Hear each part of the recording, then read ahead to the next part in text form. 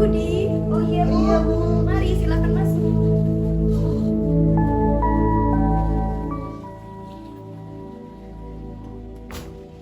Silakan duduk Bapak dan Ibu. Ya, terima kasih Bu. Selamat pagi Ibu Wulan dan Bapak Budi. Selamat pagi Bu. Bagaimana Ibu kondisinya setelah melahirkan? Apakah ada keluhan? Alhamdulillah sehat sih Bu. Selama ini nggak ada keluhan apa-apa. Oh baik, syukurlah. Berarti sekarang bayinya usia 6 minggu ya Bu? Betul Bu. Sekarang bayi saya udah 6 minggu. Jadi ya sekarang mau konsul KB lah Bu. Oh iya baik, memang sudah saatnya ber-KB ya Bu.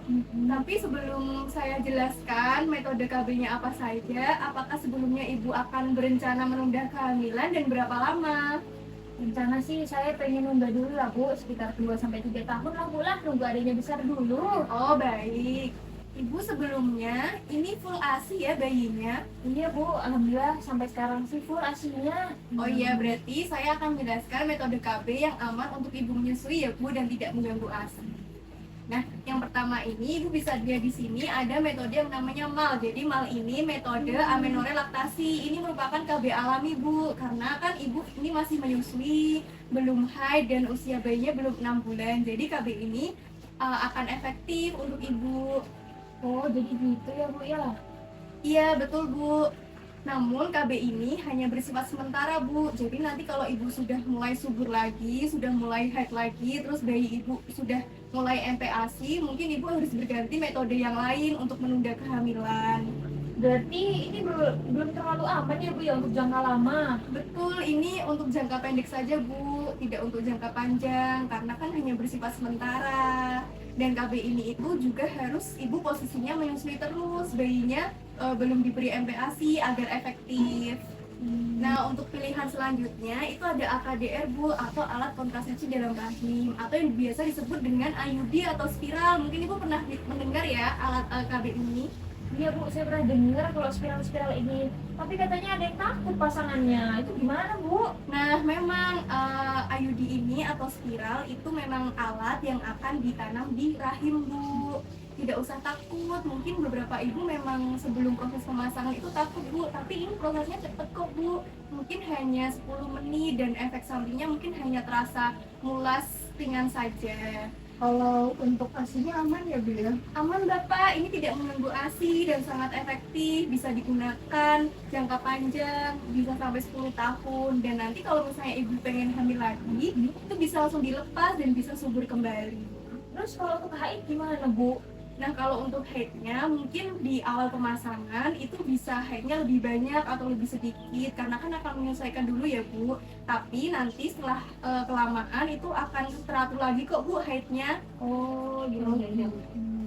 Nah, untuk pilihan selanjutnya ini ada yang namanya implan Bu atau KB susuk. Mungkin Ibu juga sudah pernah dengar ya Bu tentang KB susuk ini. Oh iya, yang di lengan itu ya Bu ya? Iya, betul sekali Bu. Jadi ini dipasang biasanya 2 batang di lengan atas di bawah kulit. Nah, ini juga efektif, aman juga untuk ibu menyusui. Efektifnya itu bisa sampai 3-5 tahun Bu. Kalau gitu itu sakit nggak ya Bu ya kalau dipasangnya? Nah, nanti sebelum dipasang itu nanti akan dikasih obat bius lokal dulu Pak, supaya tidak terasa sakit. Nah, kalau untuk implan ini kelebihannya nanti kalau misalnya ibu pengen hamil lagi nih, itu nanti setelah implannya dilepas itu kesuburannya bisa kembali cepat Bu. Tapi kalau nggak haid itu nggak apa-apa Bu? Nah, kalau untuk tidak haid memang saat penggunaan KB implan ini di awal mungkin akan haidnya terganggu di awal pemakaian saja Bu, tapi nanti juga akan teratur kembali kok Bu. Oh yang baik. Nah, untuk pilihan selanjutnya ini juga ada Bu, namanya suntik 3 bulan. Nah, kalau suntik 3 bulan ini memang paling banyak digunakan pada ibu menyusui. Ya iya Bu, saya juga pernah dengar itu. Tapi katanya bikin gemuk loh Bu. Nah, kalau untuk kenaikan berat badan itu memang Bu, pada setiap ibu itu bisa terjadi kenaikan berat badan, tapi kan tidak semua ibu ya Bu. Beda-beda efeknya gitu. Jadi KB suntik 3 bulan ini akan disuntik setiap 3 bulan sesuai dengan jadwal yang dijadwalkan oleh bidan. Jadi harus tepat waktu sesuai tanggal yang telah dijadwalkan. Kalau nanti misal telat kontrol gimana ya Bu? Nah, kalau telat kontrol itu nggak boleh ya Pak. Jadi suntik 3 bulan ini harus sesuai jadwal yang diberikan bidan agar efektif. Namun untuk KB 3 bulan ini bisa dilihat di sini ya Bu efeknya. Itu nanti kalau misalnya ibu pengen punya anak lagi, kan berarti belum disuntik ya Bu. Nah itu untuk kembali ke subur lagi memang membutuhkan waktu yang lama. Wah, berarti nggak bisa langsung ya Bu ya. Iya betul Bu. Oh, terus kalau untuk haid gimana Bu? Nah kalau untuk efek sampingnya KB suntik ini juga akan berpengaruh pada haid ya Bu. Mungkin nanti ibu awal-awal pemakaian KB suntik 3 bulan haidnya tidak teratur, tapi itu normal ya Bu, karena ini efek samping dari hormon suntik 3 bulan. Tapi ini tidak mengganggu ASI kok Bu, masih bisa menyusui dengan lancar. Oh ya. Oh gitu. Iya betul, Bapak sama Ibu. Terus ada yang lain nggak Bu kira-kira? Nah ini ada KB yang lain lagi nih Bu, namanya pil, KB pil yang khusus buat menyusui, bisa dilihat di sini ya Bu. Nah jadi KB pil ini diminumnya setiap hari Bu, 1 hari 1 pil. Waduh Bu, kalau itu nanti saya lupa kayak mana Bu? Nah memang Bu, memang banyak yang ini, apalagi kalau ibu orangnya lupaan ya Bu, ini bisa jadi pertimbangan nanti kalau misalnya pakai pil itu nggak boleh lupa. Jadi pil itu harus diminum sehari 1 di jam yang sama Bu. Dan ini efektif juga sih Bu untuk ibu menyusui karena tidak mengganggu ASI. Dan nanti kalau misalnya sudah tidak minum pil lagi, pengen hamil, diberhentiin aja pilnya, nanti bisa langsung hamil gitu Bu. Sulit kayaknya sulit. Pilihan yang lain ada lagi nggak ya Bu? Nah untuk pilihan lain ada lagi nih Bu yang aman buat ibu menyusui, kondom. Mungkin udah pernah mendengar ya Bapak sama Ibu tentang kondom ini. Udah sih Bu. Nah kalau kondom ini digunakannya sama suami sebelum berhubungan. Berarti ini yang paling gampang ya Bu untuk KB-nya. Betul, ini bisa untuk mencegah kehamilan. Namun perlu diingat, Bapak juga jangan lupa masangnya yang benar. Terus setiap sebelum berhubungan harus digunakan dengan benar. Nah, setelah tadi metode KB yang sudah saya jelaskan, Ibu akan lebih nyaman ke metode yang mana nih Bu kira-kira? Kalau saya sih lebih tertarik pakai IUD sih Bu, karena kan memang kalau buat ASI juga aman, terus juga bisa dipakai lama juga ya Bu. Iya, betul Bu. Bapak bagaimana? Kalau saya sih setuju sama pilihan Ibu ya, untuk asalkan ibunya aman dan nyaman.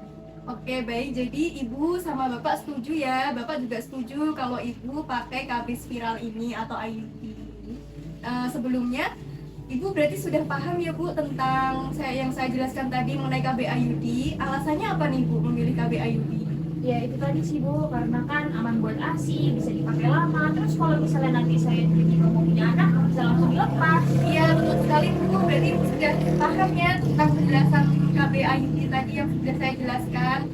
Baik, terima kasih ya Bu ya untuk penjelasannya. Oh, baik, untuk selanjutnya mungkin kita akan jadwal kontrol ulang ya Bu untuk pemasangan KB IUD.